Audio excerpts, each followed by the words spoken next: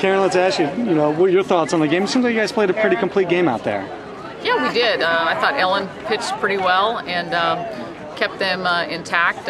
It's a good hitting lineup, and day 3 I think is always hard when a team has seen you. And this is the second time through for Ellen, and the bats really came alive. It was nice to see some balls leave the ballpark. 15 straight for you guys. Are you guys doing anything different, or is it when the players said we're actually doing what the coach's game plan says to do? Has that been the key? They're actually doing what you're telling them to do? Well, that's good. We're trying to stay focused on the little things, and I think what's got us here is staying focused on the little things and executing the game plan. And there were times this weekend I felt like we got away from that and we made it tougher on ourselves than we needed to. Today we probably got a little bit back to doing what we need to do, which is hitting our pitch and executing offensively when we need to, being smart, hitting situationally, and doing the right things at the plate. So that was a little bit better today. The key with a win streak is you can't stay focused on the win streak. And the more we think about wins and getting number 16, I think the worse we'll play and the more uptight we'll play. So we just need to focus on playing it one pitch at a time. Karen, that was an extended post-game conversation with Auburn's coach, and then Ivy went over there. What was going on? The fans actually stopped filing out to stop and watch and see. What was going on after the game?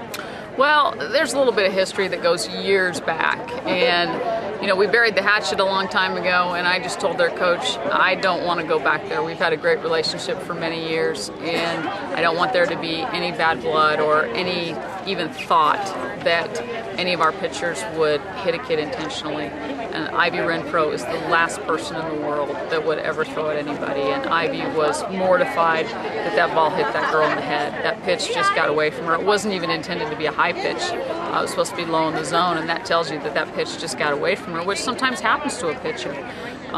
It was a tough series for Auburn and a frustrating series. So you get to the end of a series like that, your best player gets hit in the head, emotions can get a little high. Yeah, you're correct about Ivy. She's one of the nicest competitors you've ever had here. She looked as mortified as you said on the mound that it happened. So you guys were just straightening that out after the game? Yeah, she was really shook up, and that's why I took the time out to go talk to Ivy. I was concerned that we may have to bring Ellen back in because I knew Ivy was very shook up that she'd hit her in the head. I think anytime a ball player gets hit on the head, that's a scary thing for everybody on the field, no matter what side of the field you're on, because that can change a career. So I wanted to make sure that Ivy was okay, and then I wanted to make sure that their coach knew. Number one, Ralph and I never teach anything like that, and Ivy Renfro never, ever would even cross her mind to try to hit somebody.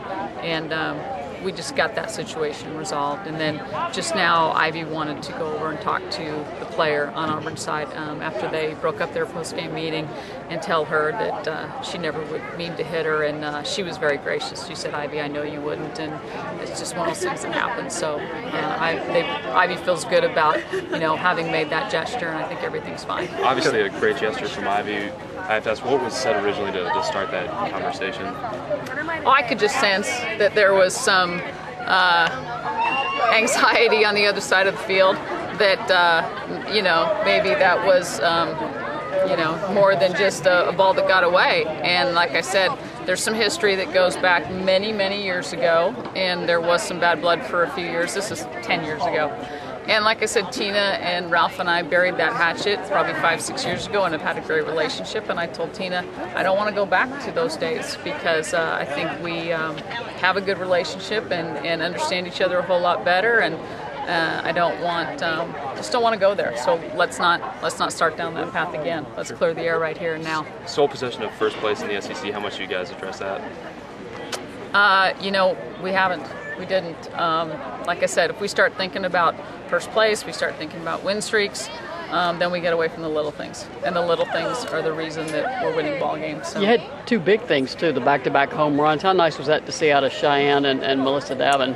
Really nice, because, Shy has struggled a little bit lately and, is really committed to getting her swing where it needs to be. And we need those guys hitting well in the middle of the order in those 5, 6, 7 slots because we can't afford to have people pitching around Lauren and Maddie Shipman in the 3, 4 slots. So it's very important that those two girls swing a good bat for us. Some defensive mishaps cost you guys some runs in the first 2 games of the series. Today you had some extraordinary plays in the field. Talk about team defense today. That's definitely something we emphasized after the first 2 games. Uncharacteristic of us to make those defensive miscues. And again, I think it's just getting a little lax and not staying focused on some little things. And this is the time of season that can tend to happen. But we just had to kind of get back to the drawing board and remind the girls of basic fundamental defense. And I thought we did a really nice job today.